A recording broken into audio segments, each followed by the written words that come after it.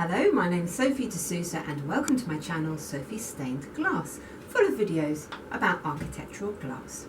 Today's video I'm going to be having a look at my new cutter, that's to say my new lead cutter. So here it is, and I got it from eBay and it costs £10 and they range between £10 and £20, and I've always wanted one of these because look, it's got this clever little sort of a guide so that when you want to do that 45-degree cut and it not be wonky, you can do it. So anyway, I had never known what they were specifically called, so I could never buy one before. I now know that they come from the double glazing industry, and they are rubber gasket cutters. So if you want to search one up on Amazon or eBay, they're gasket cutters. So I'm going to compare this to my other cutters. So I've got this cutter, which hitherto has been my favourite cutter. It uses a Stanley blade and it's got a rubber base. You can replace the Stanley blade, but actually I find it's the base that goes before the blade goes. So with my old one of these, it had just ended up cutting quite a deep groove into this rubber. Worth mentioning, this style of cutter also comes, you can buy them with a replaceable Stanley blade. I've got these lead cutters and these traditional lead cutters. So we're going to have a look at how they cut, how they all perform, and we'll just compare and contrast. So we'll go to my favourite cutter first. Can you get that in?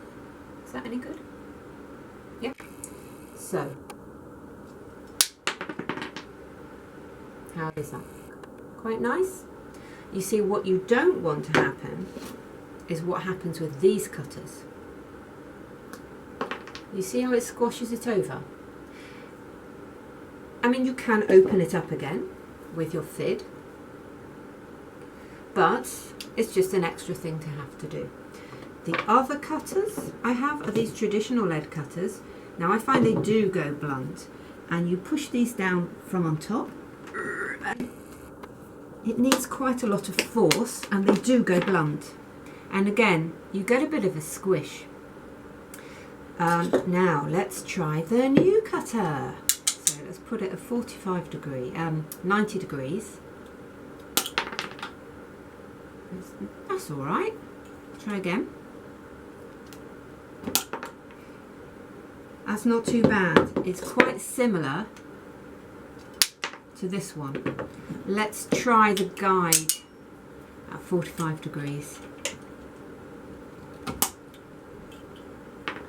That's not too bad. It's a longer cut, so it has squashed it a bit at the edge there, but that's not too shabby. Now I wanted to show you another use for these, and I haven't found another tool that does what I'm going to show you as well as this.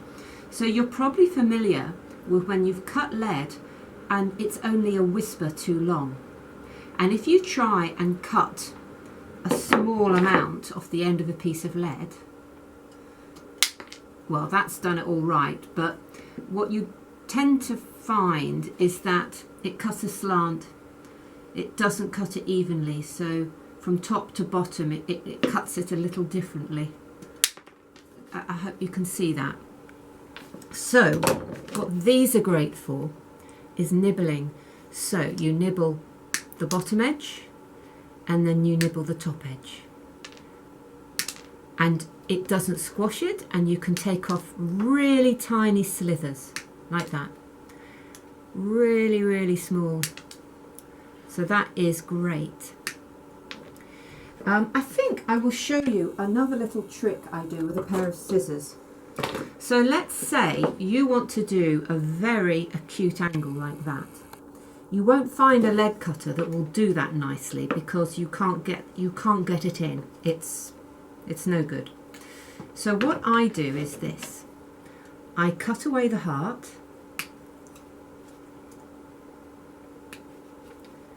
And at this stage you have to fold it back a bit. This is a slightly ugly piece of lead. Maybe I should try. I'll show you on this one.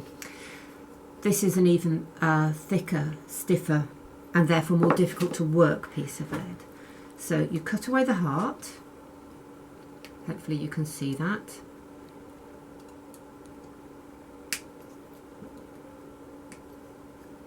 So you keep going down, bearing in mind the sort of angle you're going to end up wanting to cut.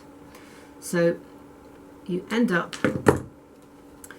with the two flaps of lead there, and then you take a pair of ordinary scissors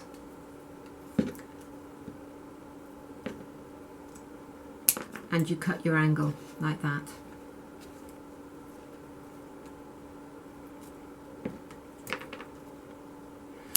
And it's very forgiving. And what you want to aim to do is not have a butt joint with the other piece of lead. You want to aim to have this slightly overlap, because don't forget you've got no heart underneath. So you want a nice strong joint there, which you will achieve if you slightly overlap this with its matching piece. So imagine I'm doing a point like that. So you'd be cutting a mirror piece and you just slightly overlap. And that is just about the only way you will cut a very long, very shallow angle. So, I hope this has been interesting to you. I never like these type because they exhaust me unless it's on a thin piece of lead. And also they do lose their sharpness. I like these for when I want to nibble a very small piece of lead off the end. I think these are equally good actually. I think they perform very similarly, but this has this lovely extra function of giving you a guide. So I hope that has been interesting and useful. Please check out my other videos and like, comment and subscribe, and remember to hit the bell button to be notified of when I post, which is on a Tuesday and a Friday. Thank you for watching.